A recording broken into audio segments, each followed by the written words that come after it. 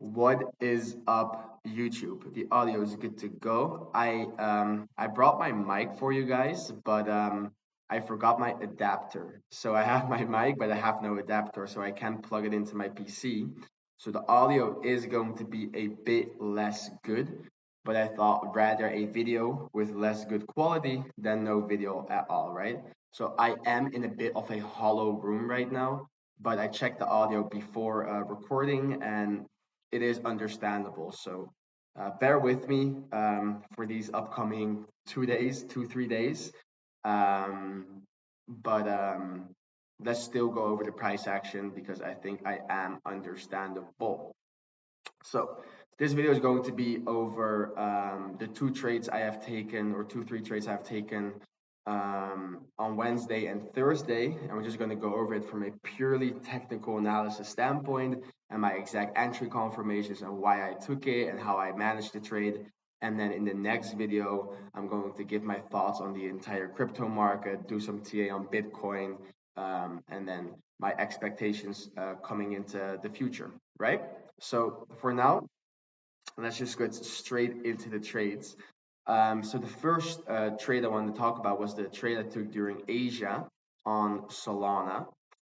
Going over the higher time frame first, right? You know, we were in this bigger range. We have some supply left above, but in general, we broke this uptrend structure on the 4 hour right here. We broke it, and then we had that redistribution effect, and then we had lower highs and lower lows ever since. Okay.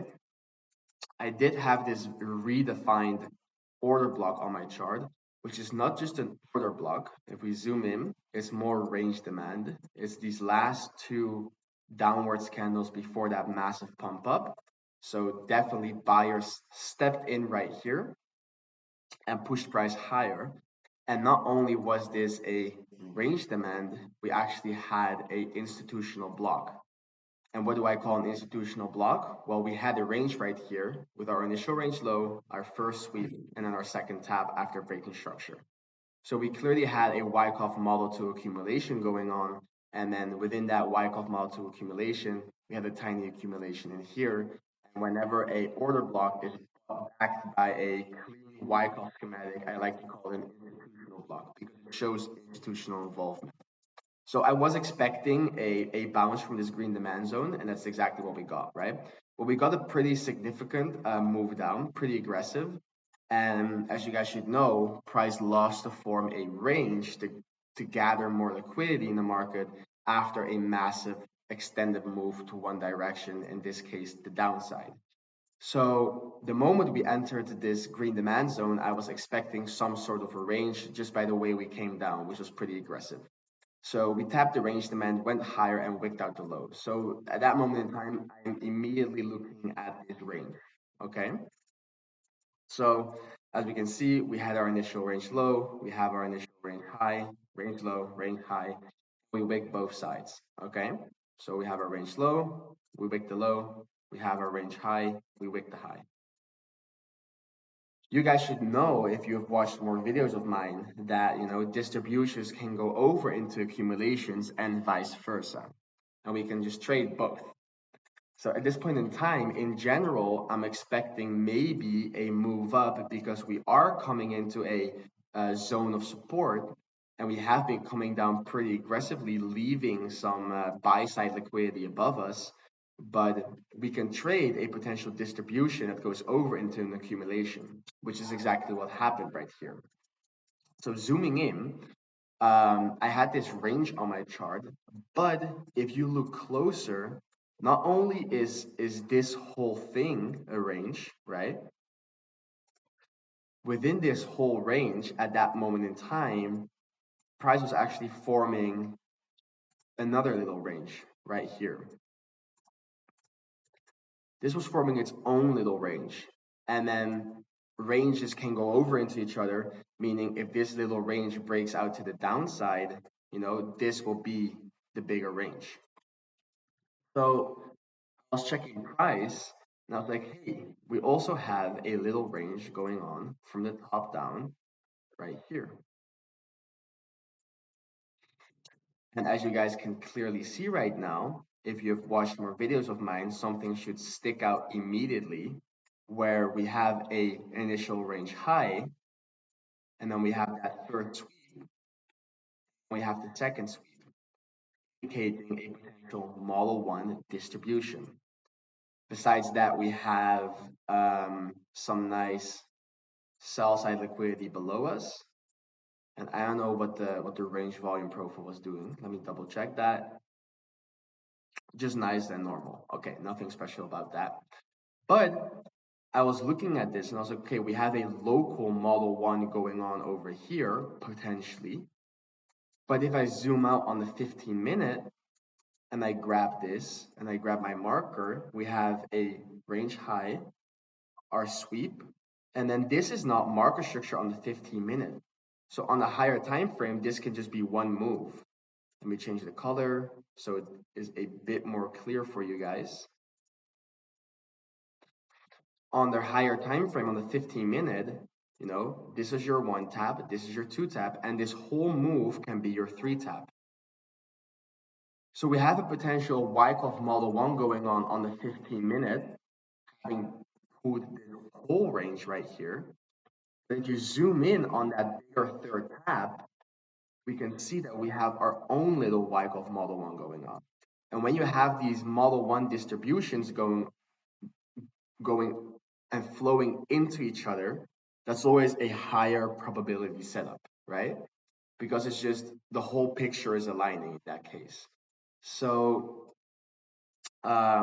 we had that local Model 1 going on here. And then, as you guys should know, when do we confirm that the Model 1 is going to hit its target, which is the range low? Whenever we break structure from the low up between tap 2 and tap 3. So the structure from the low up between tap 2 and tap 3, this is tap 2, this is tap 3, 1, 2, 3. If we break structure between this upwards leg, back to bearish, like this, that's when we confirm that it's going to go towards the range low, which is the target of the Wyckoff. Okay. Then, zooming in to see exactly what happened over here.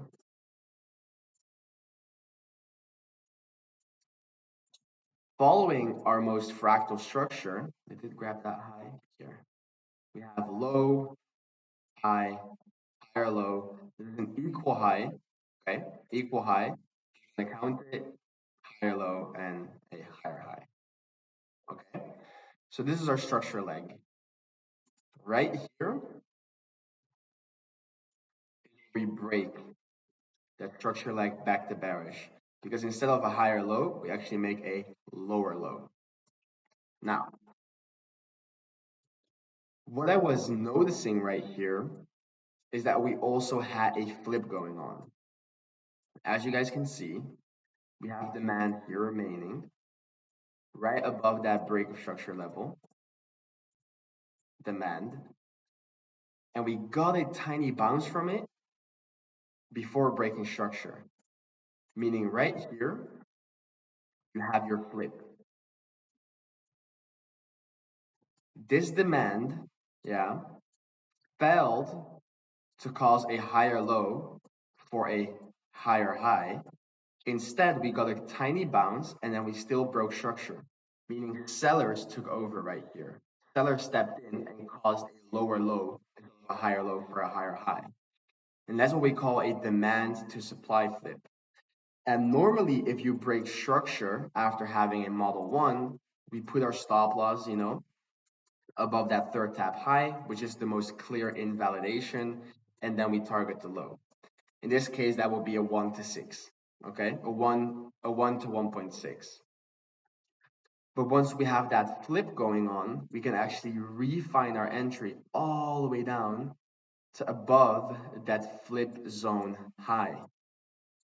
And that increases RRR to around 5.8, 5.7, right? Whenever this happens and we have a flip this tight, I would always like it for price to either backtest the volume area high during the flip or backtest the POC, because it just gives me confidence that we're going to have that straight shot down instead of potentially coming higher, backtesting the POC or the volume area high if it is higher before coming down. And then you don't want to lose your money on an idea that was valid, but your stop was just too tight. Okay. In this case, at this moment in time, we have our model one, we have our break, we have our flip, we have our return to zone. You know, all the variables are aligning. A flip, a return to zone, a model one, break back inside the volume profile. Those are all the variables we're also looking at all the time, and they were all aligning. So what I did is I took the short right on the break. There you go. Stop above the high, and then I targeted the low right here. Right now it says 6RR, but when I took it, it was around the 5.7. So just right around here. There you go, 5.7 RR. And then for me, it was actually pretty late. It was 1:30. So I took the trade and I went to bed. This is not something I normally do, but um, I was already up that week, loads of money because we had good trades the day before. So I was like, you know what, let me just risk 1% on this potential scalp banger and see if I can make 5.7%. Just to show you guys some proof. Oh, I don't have two screens now. That's too bad. You can go on my Twitter, and that's where I actually posted about this setup a way back. Let me see if I can find it for you guys real quick. Right here. This is what I posted in the Discord. That I was taking that short at 1:30 in the morning, and then boom, I wake up at 8:20 and the target is hit. So around 1:30, which is right here, I posted I took the trade, and then at 8:30 when I woke up, we hit the target. Um, so I wasn't awake for all this price action, but we can explain it very easily. Because what I would have done is if you realize within this flip, yeah, this whole range supply, that's the flip. You know, if we tap that, that's already enough. But within the range flip zone, we have a 1 minute order block with imbalance rating right here. So what did price end up doing? You know, a market maker likes to tap all remaining supply before having that move down. You know, just so there's no reason for price to come higher because all supply has been mitigated. And then from a demand to supply perspective, price is pointing down. And from a liquidity perspective, price is also pointing down since we have that sell side liquidity here. So price came higher, tapping this 1 minute order block. The moment I would have followed this structure from the low up, higher low, higher high, higher low, higher high, or higher low, higher high, and then right here we tap it, and then we come lower, and then we take it out once more, and then we break structure right here. Okay. The moment I would have seen this structure break, I would have actually added to this position because at that moment in time, all supply has been mitigated, and then we broke structure, meaning that this low is not going to hold. So this break right here means that price will come back to this low, and then what's there to hold price up below this low? Nothing. This is just liquidity and liquidity, right? So I've kept my stop loss above that 1 minute order block high, which is the flip zone high, and then I would have added to my position the moment we broke that structure from the low up right here, and then I would have targeted right here. Well, as I said earlier, on the 15-minute, this could be one big Wyckoff distribution where you know we neglect this tap, and you just have the 1, 2, 3, and then the move down. But I also said we came into higher time frame support after having a massive move down, and distributions can go over into accumulations. So playing price real quick. Let me clean this up a bit right now. Get that range back on our chart. Extend it. Putting the 1 and the 2. Showcase that we have initial range low and the sweep of the range low. If we look at what price did, is that we came lower, right? And as you guys should know, a Wyckoff Model 2 accumulation or distribution, what is significant for the third tap to do, meaning this tap, this is our initial range low, first tap, second tap, and potential third tap, is it either likes to grab all liquidity or hit all demand. Okay, those are your two significant points, and it can do both. It can grab all liquidity and hit extreme demand, um, which happens very often because the two align with each other. But in general, it either likes to grab all demand or all liquidity. So if we zoom out or zoom in and look at what is the last point of liquidity before taking the range low. Well, if we just zoom in right here, we can see that right here. This is our last low, last like equal low before the range low. So this is our last liquidity point. Right here, as price moves down, we have grabbed all liquidity besides the initial range low. So if we break structure from the low up right here, that could be a sign that this is turning into a model 2 accumulation long, right? Or a Wyckoff accumulation schematic. The moment we break that structure right here,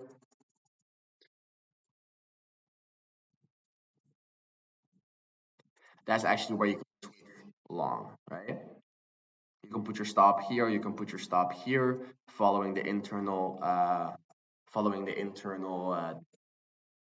market structure, um, following the market structure from the low up, which is higher risk, but within Wyckoff schematics, that's something you can do. And then from there, we can target this high, but also potentially a bit higher, since you have that, buy side liquidity remaining above you. Well, this was at 4 in the morning, so I wasn't awake for this, but it's a trade you guys should have definitely taken if you were awake, because it's just a clean Wyckoff Model 2 accumulation schematic where the third tab did what it needs to do in order for it to be a clean Model 2 accumulation, and then the entry is just on the break, right? So exiting replay mode for now. As you can see, what happened is that price shot up from there and hit the supply and then created a lower high for a lower low, okay?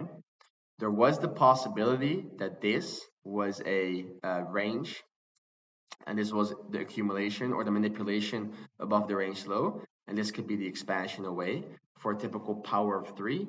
But when you have a power of 3, supply should not be respected. When you saw this price pumping down or rejecting from that supply, kind of showcasing that the PA3 most likely is not going to play out, and it's going to be a lower high for a lower low. So that was kind of the Solana trades that I took and the one I would have taken. Maybe there was a trade in here, but I wasn't aware of it. But yeah, to summarize the Solana short, we had the Model 1, we had the break, we had the flip, and we had the return to zone, which is just, it's an entry model. So the moment I see those setups, I don't even have to think, I just have to execute. That's it. And I'm thinking now, gold was actually the exact same setup. So going over into gold now, it was a 5.7% gain, which was absolutely beautiful because the day before we made 8.7, right? Or on Monday we made 8.7. So beauty of a trade. And then going to gold, we actually had the exact same entry model besides the flip. So going over the higher time frame first, which is something I always love to do, I'm looking at this, and potentially this can be a model 2 distribution on the higher time frame on gold, where you have your 1, you have your 2, and you have your 3.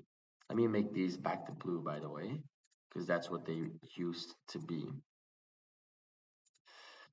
The only thing I dislike about calling this a model 2 distribution is that the third tab does not meet the requirement, because it either likes to grab all liquidity or hit last supply, right? and the last liquidity is around here, because right here you can clearly see that we went down in a curvature, meaning there's buy stops right here.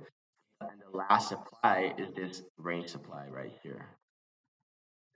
So if price went up all the way to here, that would be way nicer for me to call it a model two, like a 1, 2, 3.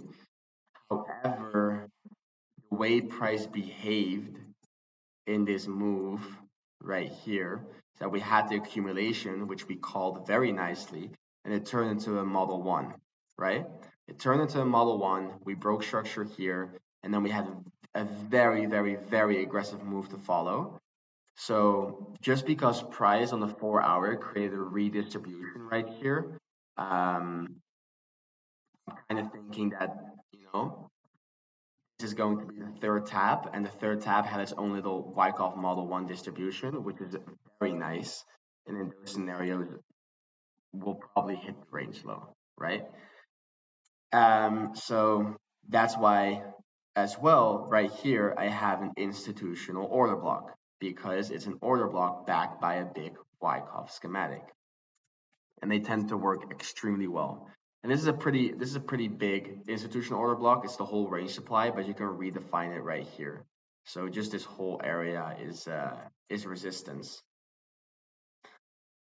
Zooming in, what we have right here is, we have, after breaking structure, we just had this move up, just putting in higher lows for higher highs, right? So the moment we break this market structure from the low up, most likely we will have a lower high for a lower low, and price will tackle this initial low, because the way this low has been put in is not nice at all. Because we put the low in, and then we just went up from there, and we never took the initial range low, which is not bullish. And in general, following the higher time frame structure from the top down, as I said right here, this is a break of structure. Expectational order flow would be a lower high for a lower low in general. Okay, so that's a bit of the higher time frame. Then zooming in, we had this range going on. Let me just get rid of everything. Right here, we had our range. Okay, so we're following this structure up, but in instead of putting in a higher low right here, which in my opinion would have made the most sense, yeah, because it's such a clean range demand, because we have this pullback here that caused a massive pump up, again indicating that buyers stepped in right here, a nice little Wyckoff model 2 accumulation, and if price were to put in a higher low for a higher high, you know, it would be right here. But instead of putting in a higher low for a higher high, we kind of had that flip effect where, we instead of putting in a higher low for a higher high, buyer stepped in and we broke past this demand zone. However, we did not break structure. Your structure low is right here. From the low up, to remind you guys, the structure low is right here. But we do see supply and sellers taking over, because we got that internal flip. Okay, so at that moment in time when I saw this demand zone fail, which in my opinion was the ideal place to put in a higher low for a higher high, I was kind of looking at a short to at least tackle towards this low.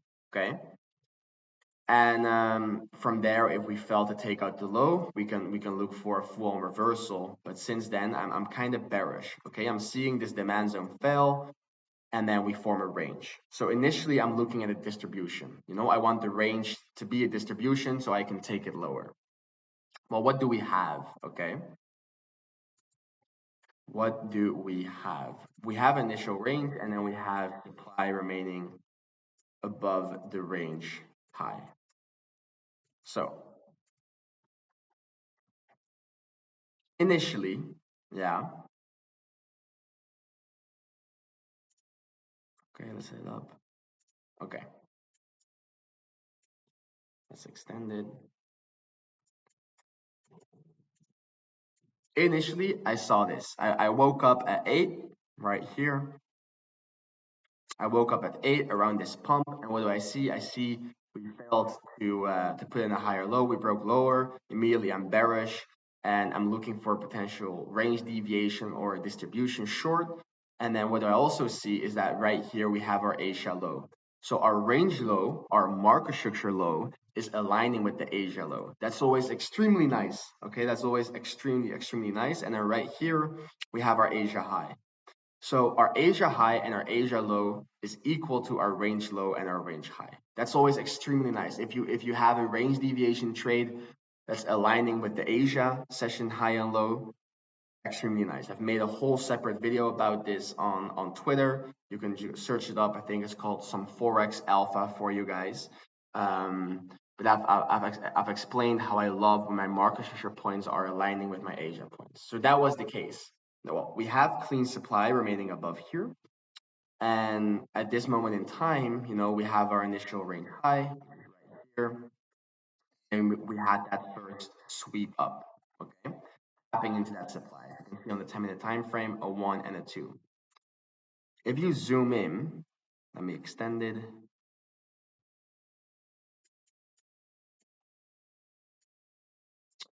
If you zoom in, price,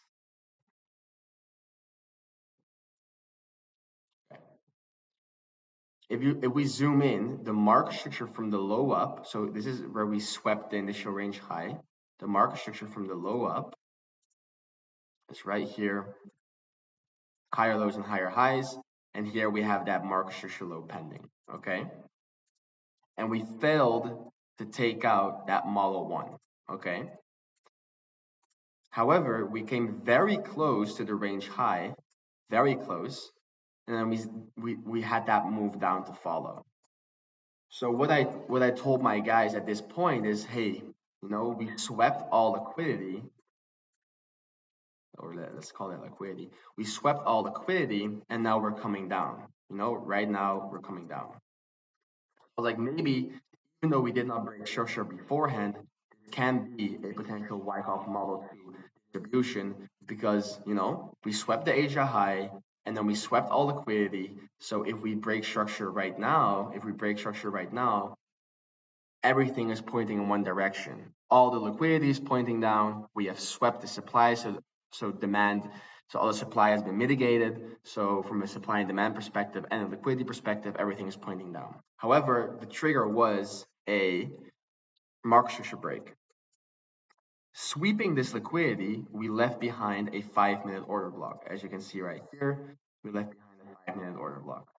So initially, we wicked low. I was like, shit, But as you guys know, SFPs can be temporary because even though we SFP'd it in the first place, this could be the LPSY short of the distribution.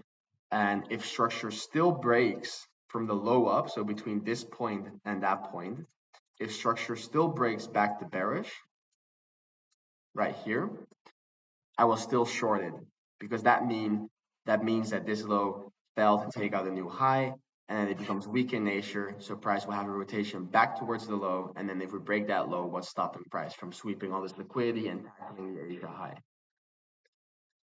However, if we zoom in on the lower time frame, as you guys can clearly tell,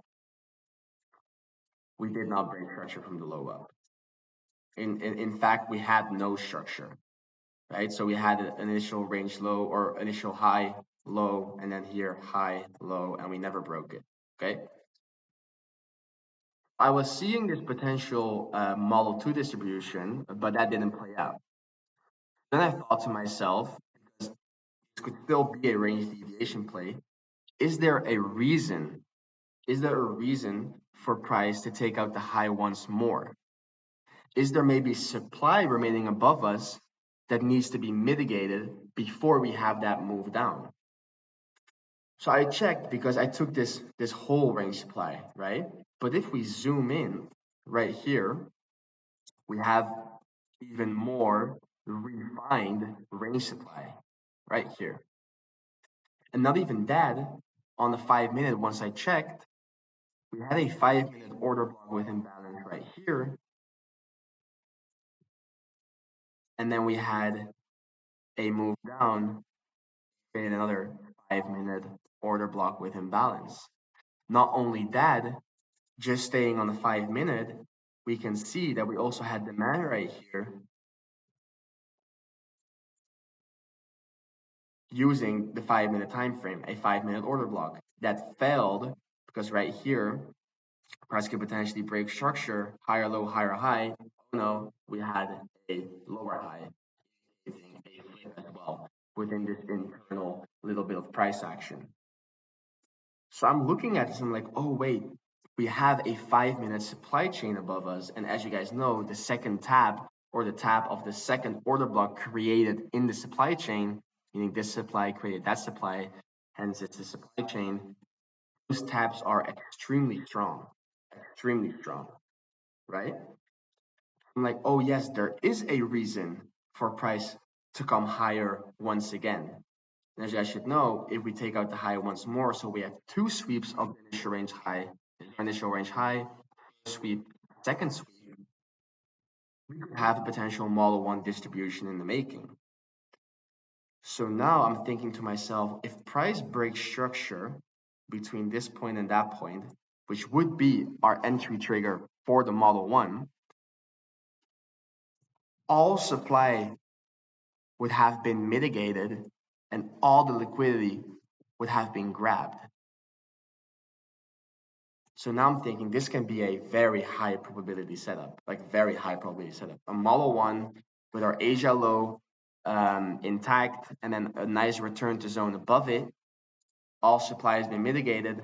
If we break structure from the low up, everything is pointing in one direction. So zooming in to see what happened is that on the 1 minute, we didn't really have any structure at this point until right here. So I was watching at that point in time, I was watching for a potential break here, back test, and then that's where I'll find my short. What did price end up doing? Look at that. What did price end up doing? We grabbed the high once more. Right here, we grabbed the high once more. Actually, we SFP'd, confirming this as our new market structure low.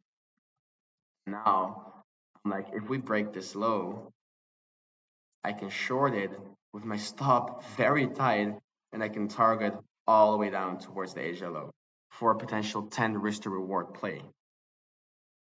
Okay? What happened? We zoom in. That's where we broke structure right here. That's where I entered. Stop goes above the high. This is a confirmed break of structure. And at that point in time, I targeted all the way down to this Asia low, which is also the range low. Okay? Price got the move down to follow, but we left behind range supply. And as I said, the most obvious and the best place from a market maker perspective is to not leave any supply behind. All the supply needs to be mitigated, and then everything will point in one direction, and that's when you have the most awesome plays. So looking at this, we got the break, we left behind range supply. So this bounce right here is nothing to worry about. We broke structure. We broke this structure pool. So the moment we bounce from this demand, there's nothing to worry about for your position. You have a clear invalidation, which is above that high, and expectational order flow after that break of structure is a lower high for a lower low. Okay, so not only did we mitigate this supply, we mitigated the most refined supply there is. And then, we got the move down to follow right here. We broke it right here. So at that point in time, I trailed my stop loss from this high to above this high, already having a lower risk position. And then from there, guys, it was a very, very, very fast move down towards the initial range low. And guess what? Not only towards the range low, also towards that main market structure low I was talking about. See how higher time frame analysis is very important, because what happened from there is that we wicked low. Instead of breaking it, we wicked it, and then actually a news event that I wasn't aware of, but I was already fully out of this position before the news event came. But then there was news that actually pumped us higher at that point. Okay, but again, we had the Model One distribution. The way it became a very higher probability setup is because we hit all supply and the liquidity at the same time was pointing in one direction, the Asia low and the return to zone below us. So again, just to summarize, we had the Model 1, we had the return to zone, we had the boss as the entry confirmation, and then that's it. Again, that's an entry model. Once I see that, I do not have to think twice. I just take it. The one thing that made me take this trade not with a 2% risk, but just a normal 1% risk trade is because I prefer to enter on a Model 1 on the breaks that are back inside the initial range high, or not even the initial range high, but from the second high. Okay. So we have the initial range high, we have the first sweep, extend my range high towards the first sweep. I would like for my breaks, I would like for my breaks back below this range high. But my break was right around here. And I entered on the break that was a bit higher. That was the only reason why I did not put a 2% risk. Looking back, I could have actually added the moment we took this, the moment we broke that low. We also broke back inside the range high and within the range. So at that moment in time, I could have entered more. That's something I should have done looking back. So that's an improvement point for me that I could have doubled down on my risk because it was such a high probability setup the moment we broke the low again. So on that second break, I could have entered second break within the range and then target that low as well. So that's a point of improvement. But again, Model 1 distribution, return to zone. The extra nice little confluence was with that we had that range low, which is also the Asia low. And then we had the fast move down for a total of a 9%, guys. I realized around 9%. So that was just, an amazing trade to finish off the week because I tried to aim for 10%, but we had 8.7% on Monday. And on Wednesday we had that sold short, which was around 5%. 5.7%, and then we have this one, which was around 9.7. So yeah, absolute amazing trade. But again, it's not that difficult. Both of the trades I took on Solana and on gold were both Model 1 distributions. So I think in general, like if you just trade Model 1 distributions, you can get a heck of a lot far in trading. So those were the two trades I have taken. Then I want to finish off with a euro trade, or not even a euro trade, but just to remind you guys about, or just two trades I saw, but that I missed because I couldn't trade. Okay. Another trade I took was a euro long, and that was around 30 minutes before the news event came. And the only reason I took this trade, I'm not going to go over the TA because there was no TA behind it. But from experience, I just knew that price was going to come up during the news event. I can go over everything, but there wasn't a entry model confirmation. So I don't want to support, doing this if you're not experienced.